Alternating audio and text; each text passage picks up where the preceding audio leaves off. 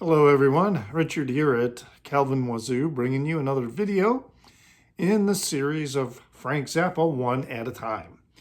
And today, the installment is going to be about Weasels Rip My Flesh. This one is the original album cover that I have on the Bizarre label. I also have a reissue, a little glare there, reissue. I also have the CD from the 90s, the Ryko disc reissue of the CD, which is relevant because of there are some minor differences in some of the tracks. So the Bizarre recording, the original, on the blue Bizarre label, was released in August of 1970. The Ryko CD, this one here, was released in 1995. And then another CD was reissued in 2012 that was remastered from the original analog tapes. So that CD reissue that came out in 2012 reverts back to the original material that was released on the album. Now there's a difference between this 95 Ryko disc, and the original, and that is most notably on the opening track. On the album, it's 3 minutes and 44 seconds, but on this CD, the opening track is nearly double that at 6 minutes and 51 seconds. Now, the rest of the tracks on the album, on the CD releases, minor differences of like 1 second, 2 seconds, or maybe as much as 5 or so seconds. Yeah, I'm going to be referring a couple of times as I get it here, so it's handy, to this resource book, The Big Note by Charles Ulrich. There's a couple passages relevant to this recording that I actually would just like to read as opposed to talk about. But one of the things that Ulrich talks about in the book, The Big Note, is that Weasels comes closest to what a Mothers of Invention concert was really like. In that a Mother's show had a combination of like songs from the albums, but there were also composed instrumentals, and there were also improvisational bits. Everything before Weasels, pretty much, were, you have Burt Weenie Sandwich and Uncle Meat, which are definitely composed as a full unit, absolutely free, and we're only in it for the money, and others, very song-oriented releases. But here we're getting a sense of what it was like to go to a Mother's show at that time. Now, actually, Zappa had this plan, this big grand plan, that he was going to release this 12-album box set of all this material that he had. But then when they looked at just how much it was going to cost to produce it, and then the shipping costs, and etc., let alone how much it was going to cost to the consumer, a 12 record box set, who could afford that in 1969, 1970? So that idea was abandoned, and then some of the songs from that concept appeared on Weasels, but Weasels has other songs. So it wasn't like Weasels was an entire album in that original planned 12 LP box set. It was just not an album that was plucked out and then released singly. The cover art, I mean, again, just crazy, wild cover art, was by the artist Neon Park, who went on and did many covers for Little Feat. And interesting, Lowell George is one of the musicians on this album who, went on to form the band Little Feat. The idea came from a 1956 issue of a magazine called Man's Life that had this guy on the cover. It was for the cover story, and he was being attacked by these vicious and ravenous weasels. And Frank showed it to Neon Park and said, "Hey, what can you do that's even worse?" So what Park came up with is he got the concept from a Schick electric razor ad from a 1953 Saturday Evening Post, and then used that as a starting point, and then came up with this. Frank loved it. I have an image of that 56 issue of Man's Life that shows the guy being attacked by the weasels in a blog I used to have. I will have a link to that in the Down Under. You can also see what I wrote then about this album. Some of what I said back then may not be accurate or relevant, to what I'm saying now, but certainly go back and look at that and see what that cover looked like.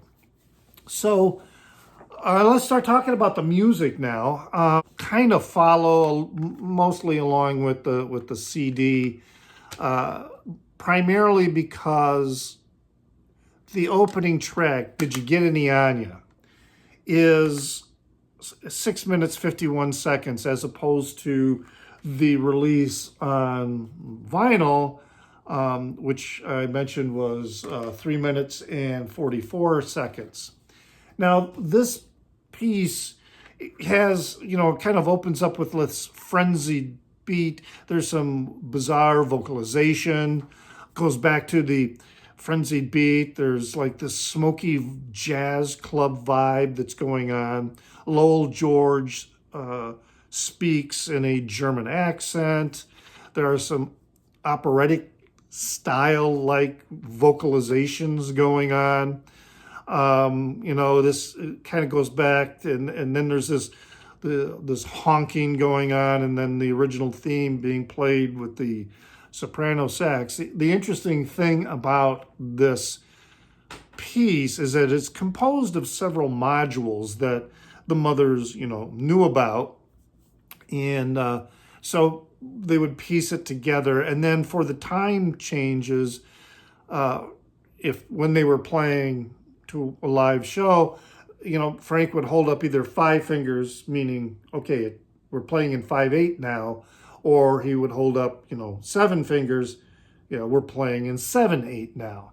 So it was a very flexible piece that they could do a lot of different things with, and many of those different self-contained modules, Charles Ives. So they had these names. One was called Kung Fu also, but Charles Ives was a composer who was known for having players, one set of musicians playing one piece and another set of musicians playing a different piece that could be in a different time signature and playing it simultaneously. And this was something that Frank did often. He did it on some of his recordings. This happened in Absolutely Free. So that's kind of what's like going on with this "Did You Get Any On Ya?" This moves into a piece anchored by Sugarcane Harris on electric violin. And this was from the Hot Rats sessions. So even though it was recorded, there were a few songs that were recorded during the Hot Rats sessions and then subsequently showed up on later albums. This is a interpretation of the song by R.W. Penniman, also known as Little Richard. And jaw-dropping. Sugarcane Harris's playing on this is just incredible. It's phenomenal. That moves into the next song, which is the Prelude to the Afternoon of a Sexually Aroused Gas Mask. Interesting title, which actually comes from an allusion to a Debussy composition, which was called the Prelude to the Afternoon of a Faun. But it also is sort of a reminiscence of when Frank was a kid and they lived, I believe it was in New Jersey area someplace, or maybe it was in New York. And his father worked at an army depot where mustard gas was stored, and, the family was issued gas masks in case there might be a leak. He makes allusions to this part of his life in several albums. One that quickly comes to mind is in the epic song Billy the Mountain that was on the release Just Another Band from LA. But anyway, that piece has feedback. He uses an oscillator. It's very much an ominous kind of and dark piece, but it is interesting and very, very engaging. That's going to go into Toads of the Short Forest. This is another song that came out of the Hot Rat session, and it begins with a very bright and waltzy kind of melody. And then it just shifts into this pounding and frenetic drums. And it became very much an experimentation in rhythm and percussion. And in the pounding drums, it just kind of made me think of like an overtaxed heart, like somebody is about to collapse from this frenetic exercise. So that part was recorded from a live show in Miami Beach from 1969. So flipping through my notes here, the next song is Get a Little, yeah. So it's got a little spoken piece, in there. I believe it's Motorhead Sherwood doing that part there, and he has some wah-wah guitar. It's very sleek, slinky, and sneaky sounding, very seductive and secretive style of music after that little spoken piece. Really quite cool and interesting guitar going on there. And then comes the Eric Dolphy Memorial Barbecue. Now, Eric Dolphy is cited in the list of people who were influential to Frank Zappa, that list showing up on the Freak Out album on the inside. And Eric Dolphy died in 1963, maybe 64, which was it's unfortunate that he died, but it was also unfortunate because I really believe that Frank and he eventually would have met up and made some music together. It would have been pretty interesting. If you haven't listened to Eric Dolphy, you really should. It's really great music. But the thing is, all right, the song is kind of a stumbling, kind of drunken kind of rhythm. And it's like things are slowing down, and it is almost like slowing down and going into death. Now, Dolphy died because he didn't know he was diabetic, and he was slipping into a diabetic coma. I believe this was in Berlin because he had gone back to Europe to do some work. And the doctors at the time initially said it was a drug overdose. But Dolphy was a teetotaler. He was abstinent. So it was definitely the wrong diagnosis. Now, I don't know what Frank was thinking at the time of his composing this this song for Eric Dolphy. But it fits both. I mean, if he was going along with the notion that, yeah, it was a drug overdose, it's still, that reeling, but it probably fits better. He probably knew the facts of the situation. But that's a guess. I mean, I really don't know. But he probably, knew the facts of the situation, and the whole thing of falling into a diabetic coma when you don't even know you're diabetic. It's kind of that your body is just running down and you're stumbling forward. That can be kind of the reaction. I had an uncle who found out he was diabetic because he went into a diabetic coma while he was driving. He drove a delivery truck, and he passed out while he was driving and drove right into a bridge abutment and miraculously survived, and then was able to get his diabetes under control. So it was fitting to know that about Dolphy's demise, and also the way this the song was constructed. The next song is Dwarf Nebula Processional March and Dwarf Nebula. That's some of these titles. It's very bouncy, and there's this harpsichord and piano, which was sped up, and an octave, I think it might have been. But it's just really very interesting. It was recorded during the sessions from Cruising with Ruben and the Jets and the Uncle Meat sessions, and that would have been like 1967, 1968. I'm going to read from the big note because there's some interesting information in there that I just want to read straight from the source. This is a quote of Frank Zappa talking about some of the things that they did with this particular song that also showed up in many other songs. It had a lot to do when he was creating what was called the musique concrète. So Frank explained, Dwarf Nebula started off as a piano exercise. During the time we were doing Uncle Meat, I was working with an engineer, Richard Kunk, who was real cooperative, just trying to do any kind of weird thing that we asked him to do. During the 60s, who knew what was right? Let's try this. Plug it in backwards and see what happens.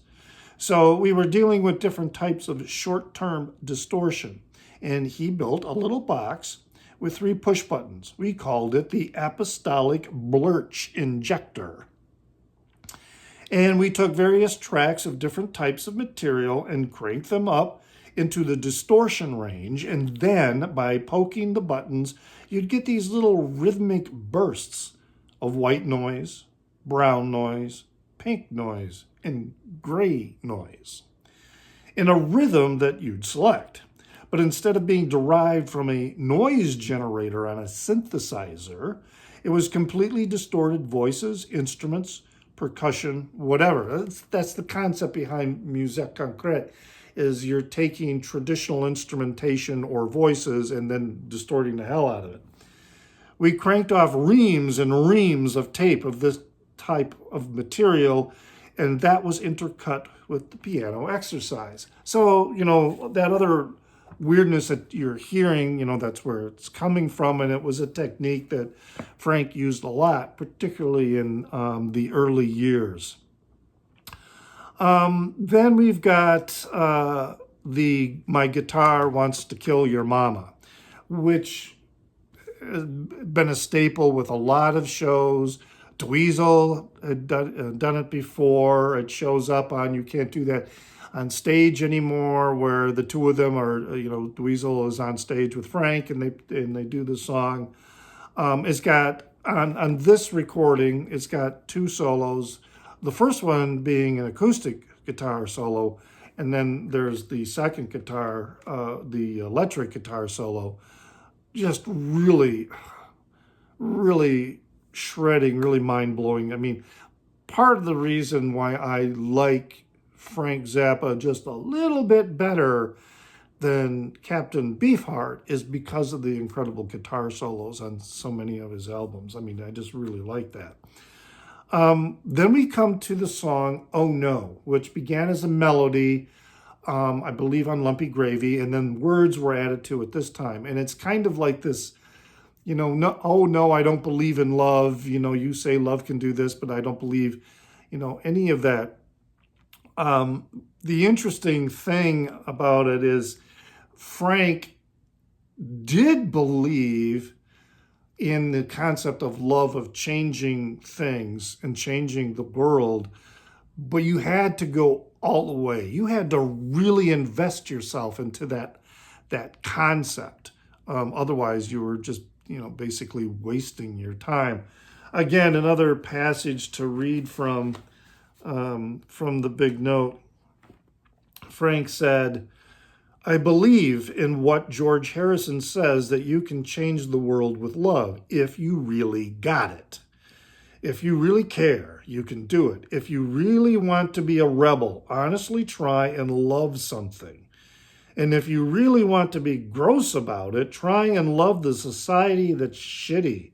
Try and love it enough to do something about it. If you can get enough zealots out there that believe in that sort of activity, you can't stop them, no matter what they look like and where they live, because those are the kind of people that move mountains. And you can't do anything about it. They won't take no for an answer. And that's kind of there's that sarcasm going on with the song that, all you need is love kind of stuff, is just a lot of BS. And most of the time it is, because people sing it and happy and all that kind of stuff, but they don't really believe it. And they don't really live it. And Frank believed that it was possible to change the world with love, but you had to believe it all the way down. Then we've got the final song, but not the final track, which is the Orange County Lumber Truck, which is a sort of ode to Roy Estrada's previous employment as a truck driver for the Orange County Lumber Company. It is a sweet guitar jam, and the whole rhythm and timbre of the song, it really does kind of feel like you're driving a big truck, you're driving a big rig. It is a great song. Now, the final track is essentially, it's called Weasels Rip My Flesh, but it's essentially just a wall of noise. And it was recorded at a concert in Birmingham, England in May of 1969. And what was going on is the band cranked up all the amps to full volume. I think Don Preston got on an organ and just it was like he was laying across the keys and throwing out this wall of noise while everyone else was also playing just noise. And it's just very intimidating. And then at the end, the people there are applauding. But the interesting thing is this was something that Frank did in 1968 in Berlin at a concert where he had a bunch of unruly fans in the audience who were challenging him. They were coming up on stage. They were trying to start a riot. They were these anarchists in very, very unruly element. And so that was how he brought them under control. They created this wall of sound that made things so loud that none of these rabble-rousers in the crowd could be heard, and it eventually, drove them away. Now, why he did it in this Birmingham show, I don't know. I haven't read anything about it to know if there was a similar situation or if, it was just something that, he wanted to do. If anybody does know about that, please, leave some information in the down under for me. I hope you have enjoyed this little venture, into another recording in the Zappa catalog. This one is, what number are we up? I can't always keep track in my own mind. This is number 10. Release number 10. So, Weasels Rip My Flesh. There's an other iteration out there of the cover. It's on my want list, but I'm not going to talk anymore about it. So please leave some comments. I hope they're nice comments and not gibberish. Once in a while I get somebody who I don't know what prompts them. I really don't quite understand what prompts some people to say the things that they do.